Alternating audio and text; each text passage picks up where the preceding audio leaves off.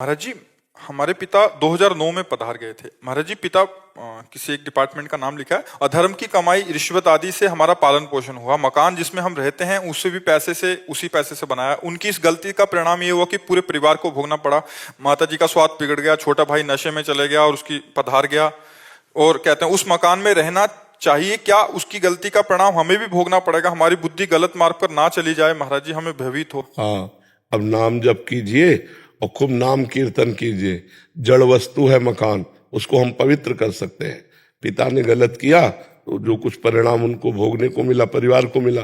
अब नाम कीर्तन, भगवान की कथा वार्ता, भगवान की आरती पूजा, शंखनाद, अगरबत्ती, धूप बत्ती का धुआं, तो पूरा मकान पवित्र हो जाएगा। गंगा यमुना जल छिड़क दे, कभी किसी संत महात्मा को बुलाकर बैठाल के पवा दे, उनकी जूठन गिरे, घर पवित्र हो जाएगा। और आगे आपके द्वारा गलती नहीं होनी चाहिए।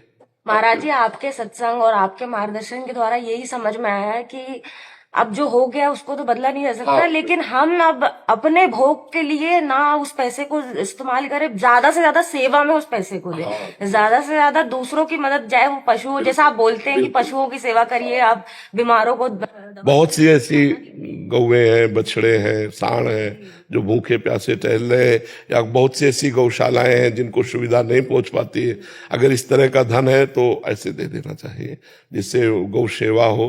वो जो हमने दूसरे का शोषण किया तो किसी का पोषण करेगा, तुम्हारे पिता को भी आनंद मिलेगा। जी हाँ, एक उनके प्रति भी लगता है कि उनका मंगल हो, वो जहाँ पे भी गए हैं। पर हमको ये बहुत अच्छा लगा कि आप जो सावधान हैं और आप अपनी बात बता दिए।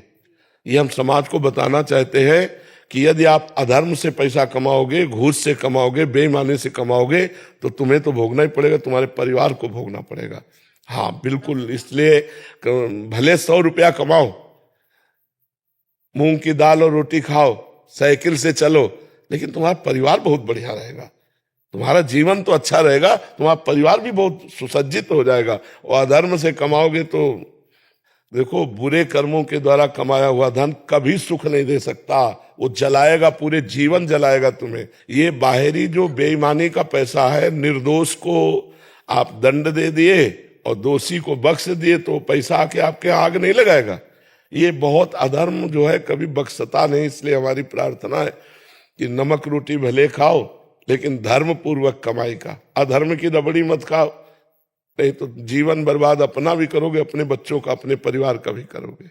महाराज जी, हम तो बस आपने निहाल कर दिया, मतलब आपने जो नाम दिया है, आपने जो धाम दिया है, आपकी नाम जप करो और जो अर्थ आपकी सेवा से ज्यादा है वो गौ सेवा में दे दो, अन्य सेवाओं में दे दो, और धर्म पूर्वक चलो।